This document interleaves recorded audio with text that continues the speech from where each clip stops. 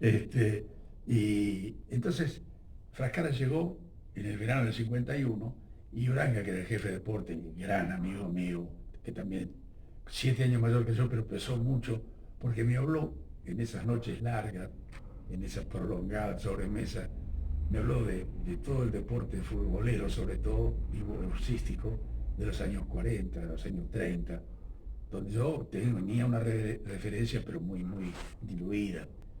Y le dijo a Frascara, dice, qué pena que usted llegue en el momento en que él está haciendo servicio militar porque es un admirador suyo.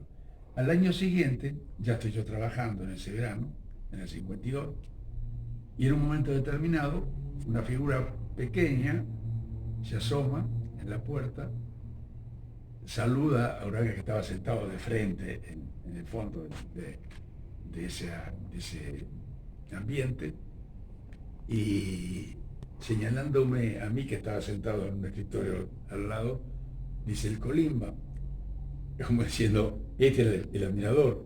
Y, entonces, y ahí empezamos a hablar. Y no terminamos hasta las 4 de la mañana, ya te digo.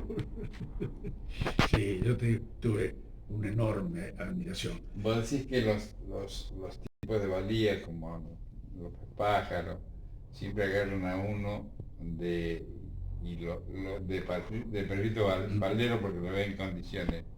¿Eso es lo que pasó con vos y Gastelena? No, no, no. Eh, Él va a decir que sí, pero no, no es así. Eh, Coqui llega al diario porque el padre era fotógrafo del diario Fotógrafo, sí. nuestro. Gran Eh, atorrante. el padre, Sí. sí, gran compinche mío, sí, sí, sí, Cadorna, decíamos los dos. Sí, eh, pícaro, vivía pensando cómo podía ser una broma, algunas pesadas, Sí, lo del martillo me contó lo del Coqui. martillo de goma al secretario de redacción. Y en el momento en que descargó el martillazo, yo estaba a 1 metro, yo era prosecretario de redacción en ese momento, estaba sentado al lado, y me pareció que le partía la cabeza, y largó la carcajada al mismo tiempo, menos mal, no suavizó. No, lo que ocurrió con Coqui fue un precoz, porque él a los 10 años, 12 años, 11 años, ahí estaba, creo que iba a cuarto grado, me parece. Llega un día a ver al padre y se queda en el diario para siempre, acompañándolo al padre, ayudándolo al padre, siendo un excelente fotógrafo. Coqui le saca a Pascual Pérez en el piso la pelea con Toscarito Gómez, en el Estadio Bristol, que fue un acontecimiento, el 10 de febrero de 1956 ocurrió eso, relativamente luciendo todo plenitud, se había consagrado a fines del 54 campeón del mundo. Y acá Toscanito Gómez lo emboca de contragolpe, lo tira. Y la cámara de Coqui lo registra. Y después ya entró a trabajar en redacción. Es más, la primera noche que yo me quedo a cargo, ya como secretario de redacción del diario, en la confección de la primera y demás, y el cierre definitivo, él me ayuda muchísimo. Y tenía en ese momento, yo tenía 20, 24, 23 años y él tendría 16. Yo le llevo 7 años más o menos. Este, y en redacción ya, y tiene una virtud enorme que fue el mantenerse equidistante de toda otra cosa que no fuera el compromiso con la empresa donde pertenecía. Lo hizo con una gran solvencia, con una gran valentía física. Es el único periodista que ¿Eh? es el único periodista que saca noticias de los edictos judiciales. Claro. Él lee los edictos judiciales. De ahí sacó una vez que tituló el diario con ese, le rematan la máquina de escribir a Freijo, en el Atlántico. Porque andaba medio enfrentado y bueno, después la manera de desquitarse. Pero fue uno de mis grandes maestros, No, por no, no, supuesto, no. ¿no? Yo trabajé con él. Mirá, pasan los años, porque yo vivo en Buenos Aires, hago mi carrera allá, aunque nunca me desembaracé de la satisfacción de estar acá, porque yo, durante los 15 años que duró mi permanencia en Buenos Aires, toda la semana viajé una vez por semana para venir a entregar. Primero venía los viernes para entregar el fútbol profesional por televisión en Canal 8. Pero en el 74 y 75 yo venía a cubrir acá el Mundial de Alemania y el día viernes para hacer las transmisiones de televisión, y el lunes venía para grabar una serie de viñetas deportivas, anecdóticas, que iban en un micro a las 21 de Canal 8, 74 y 75, o sea, 2 veces por semana viajaba y volvía en el día, porque al otro día que trabajaba yo, trabajé en el Radio Belgrano, en el programa de 8 a 12, primero en La Gallina Verde, después en Rulo Simoño, de 8 a 12 trabajé 6 años. Y después siempre tuve compromisos en Radio Belgrano hasta el 82. Me vine para acá en... No, 83, no, en el 83 también tenía cosas ahí, porque trabajé mucho en el diario Era Matutino, con un periodista por el que yo reverencio permanentemente y exalto su valentía para mantener una posición equidistante, pero sin privarse de decir cosas, que fue Rubén Corbacho. Rubén Corbacho en Radio Belgrano del 76, ¿no? Lo que estoy diciendo, el 17 de octubre se plantó frente al micrófono y exaltó la importancia socioeconómica y política que la fecha tenía en la historia del país. Cosa que absolutamente nadie puede negarlo, pero que en determinado momento no solamente se soslayó, sino que se ignoró la importancia de ese acontecimiento. Y lo hacía con una naturalidad que hablaba de la autenticidad. A él, vos fijate que cuando Ducó le hace un movimiento, una chirinada al gobierno constitucional, lo llevan preso porque él dirigía el diario de Loma de Zamora, no recuerdo el nombre ahora. Bueno, y lo dejan enseguida porque hizo una chirinada. Pero cuando llega la revolución del 55, lo llaman de la comisión liquidadora y le ofrecen la dirección de La Época, que era el diputado Colom en esos tiempos, el peronista. Entonces él le dice, cuando recibe la información de que hay disposición para otorgar la dirección, la conducción del diario, dice que le parece bien porque ha llegado el momento de que un peronista pueda leer con tranquilidad el diario, sin necesidad de tener que resistirse a la urticaria que provocaba el tirano del puesto, el tirano prófugo, el dictador del puesto, y nombrar al Perón como por el nombre. No le dieron la dirección. Después fue director, pero por otro motivo. Entonces, ese hombre fue, para mí, el que defendió a ultranza auténticos intereses del país. Es decir, sin fijarse en el signo político. Ya te digo, te estoy mencionando con insistencia 1976, sí, en Radio Belgrano, que era posiblemente de las emisoras del Estado la más importante, por lo menos de mayor audiencia. Y el 17 de octubre fue exaltado por la importancia, porque fue un acontecimiento. Vos me dirás, también fue un acontecimiento el fusilamiento de Dorrego. Sí, sí, y fue un acontecimiento. Después de las derivaciones, él no hacía referencia a eso, hacía referencia exclusivamente a la importancia de esa fecha. Entonces, uno va mirando y se va dando cuenta en determinado momento también de la importancia decisiva que adquiere para los que abusan de su posibilidad de decisión, de establecer no la censura, sino establecer la autocensura. ¿Te atrapó en alguna oportunidad, te quiso atrapar la política o no le diste? No, porque yo tuve muchas satisfacciones jugando al fútbol, un fútbol de aficionado, pero no me caractericé nunca por ser dócil de cintura. Es decir, era más inteligente que habilidoso, más inteligente que las condiciones naturales que podía tener físicamente. Y no llegué nunca a comulgar con la cintura política, porque la califiqué espontáneamente, no sé si la recibí de alguien, si me pareció oportuna la comparación, pero la sinteticé diciendo que era una agachada del pero. Entonces no me vengo a eso. Pero de cualquier manera te aclaro algo porque tengo la necesidad de hacerlo con cierta frecuencia. Yo trabajé para todas las empresas de distintos signos políticos, para todo. 8 años en un peronismo ultra peronista como era el Diario de la Mañana. Después fui intervenida por una línea conservadora, finalmente por una línea socialista que condujo a la privatización, porque fue durante la dirección de Jorge Raúl Lombardo, periodista, pero militante socialista, el que estaba a cargo de eso. Y he estado después en distintos lugares con distintos signos políticos. Pero lo único que me pone a mí a salvo y con una tranquilidad absoluta es invitar a que alguien establezca que en aras de una ultradefensa del signo político donde yo estaba en ese momento desenvolviéndome, me hubiera beneficiado, o que fuera en detrimento de otro que no fuera de ese signo. ¿Consideras, Mario, que el periodista radial le terminó ganando en tu caso al periodista gráfico? Sí, pero te voy a explicar algo. Si vos me decís que escuchaste algo que hablé, la cháchara a la que uno se aboca diariamente, y que te agradó, voy a tratar de disimular, pero me agrada porque es así.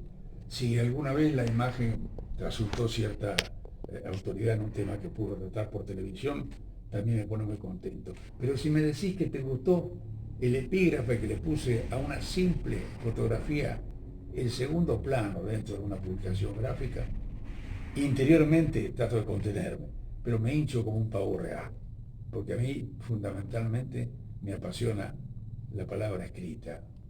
Es decir, siento una admiración notable por el que escribe bien. Y he tenido la irreverencia de escribir 2 libros en base a la insistencia, pero además a la gran, notable capacidad y orientación de José Andrés Soto, que fue el que, después de muchos intentos fallidos por parte de otras personas que me decían, las macanas que vos hablás tenés que poner en un libro, él tuvo suficiente poder de persuasión como para que yo cometiera el atroz atrevimiento de publicar 2 libros. Pero vos trasciendes a nivel nacional por la radio.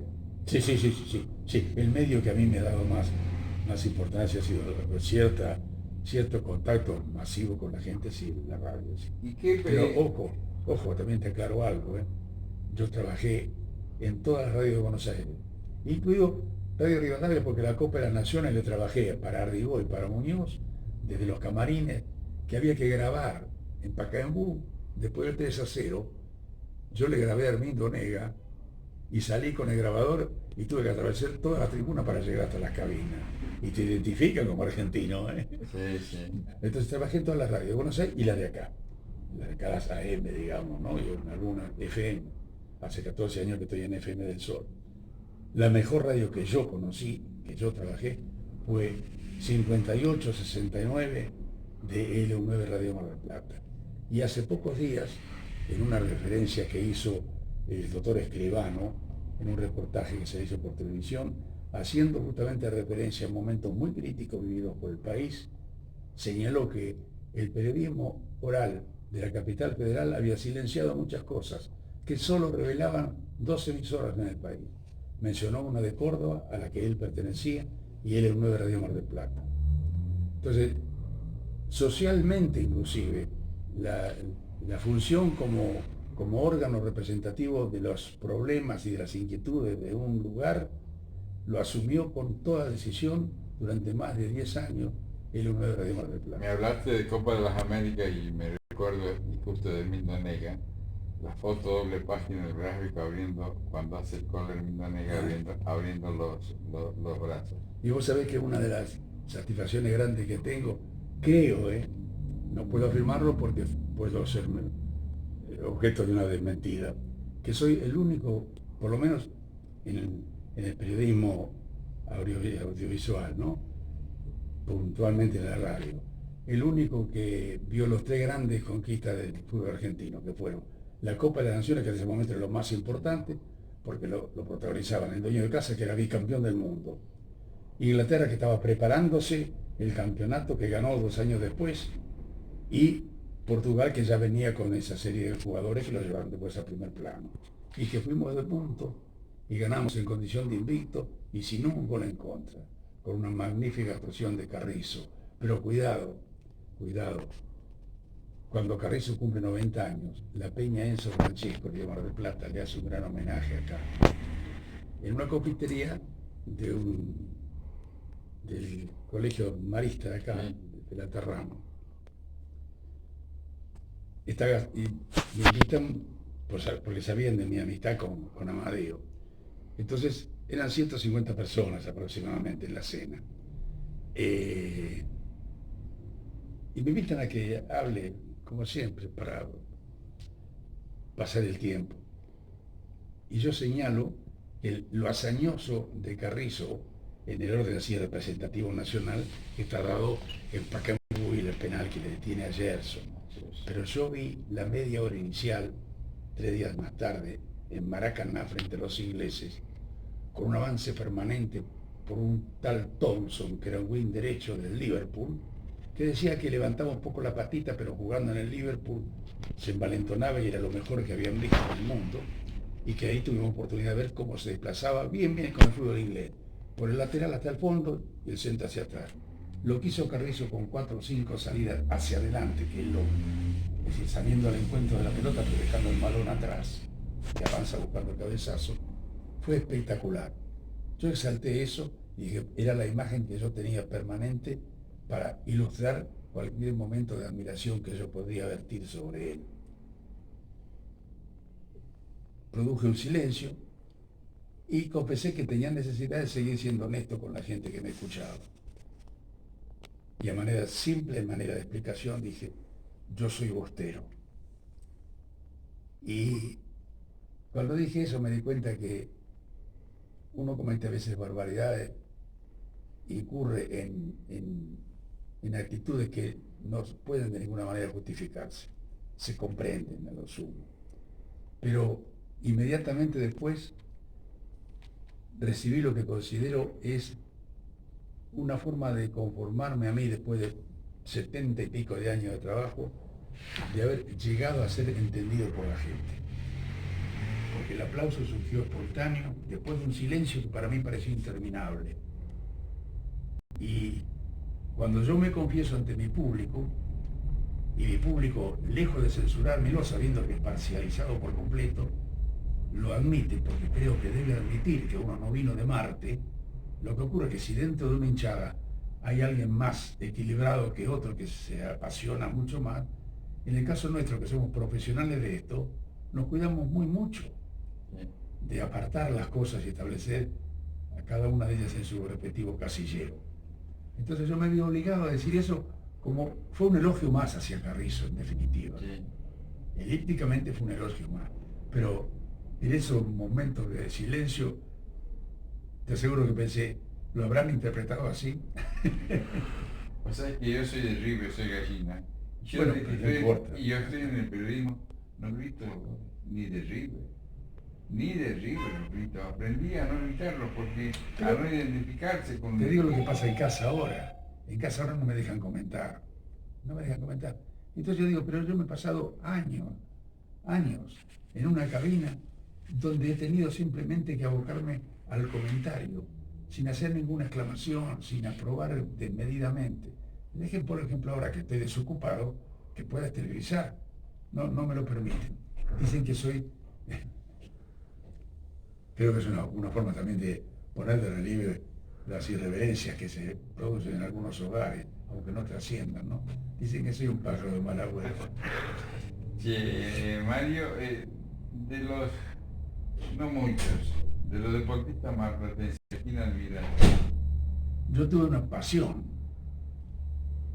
de adolescente, más que de adolescente, una pasión de mi infancia, porque fue a partir de los 12 años hasta los 15, por un jugador de Mar del Plata que fue un ídolo en Mar del Plata y que con 25 años fue a jugar a la primera de Boca Juniors. Jugó un solo partido en primera división, 1944, campeonato que gana Boca. Y Carlos Varela, el Chueco Varela, entre ala izquierdo, igual que Severino, que era el titular de la primera. Jugó el partido con Independiente en Avellaneda, cuando Independiente, según opinión unánime, desplegó una notable actuación y lo venció por 4-0. Ese fue mi ídolo futbolístico.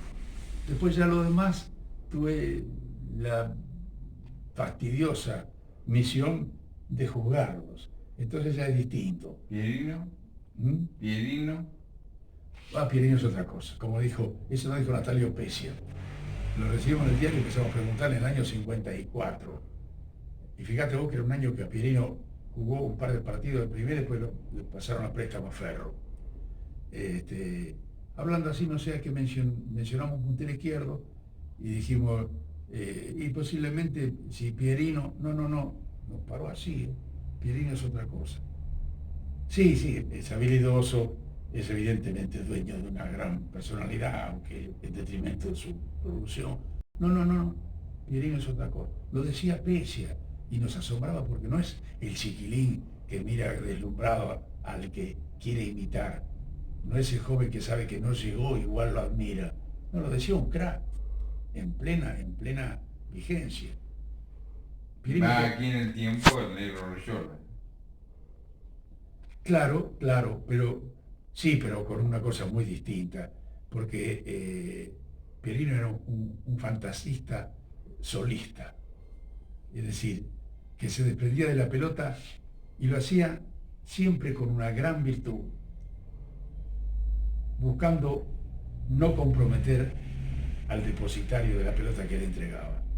Y eso es importante porque dentro de su fantasía, dentro de sus arabescos, dentro de su filigrana, mantenía evidentemente un concepto general de lo cercano, un campo visual que era evidentemente muy amplio. Mira, yo lo fui a ver, nosotros fuimos a transmitir la pelea de Laos y Selpa. Y al día siguiente jugaban Boca y River en la cancha de River. Fue en el año septiembre de 1958. En la primera división de Boca jugaban Luis Cardoso, un crack, sin golpes en el área propia, que es muy importante y muy difícil, y Hermiño, pero Hermiño de entreala, con el uruguayo Ambroy de centro forward. Hizo todo lo que puede estar en el repertorio de un mediocampista. La iba a buscar, la traía, la entregaba y la volvía a recibir casi de inmediato, casi como si el compañero se desembarazara del compromiso de tener que jugar la pelota, entregándosela al que mejor uso hacía de ella. Entonces yo esperé la reacción de mis colegas más renombrados, en mi opinión, y el gráfico puso que solo la excepcional tarea del Niño González pudo dejar en segundo plano el notable trabajo de Luis Cardoso en Boca Juniors. Entonces, yo sé que la gente, para referenciar el momento que fue en el año 58 del Niño, hablan de que nada menos que Dante Panzeri habla como ponerlo de titular con vistas a Suecia. Después se lesiona el Niño en todos los puestos de la delantera. Pero para mí lo más importante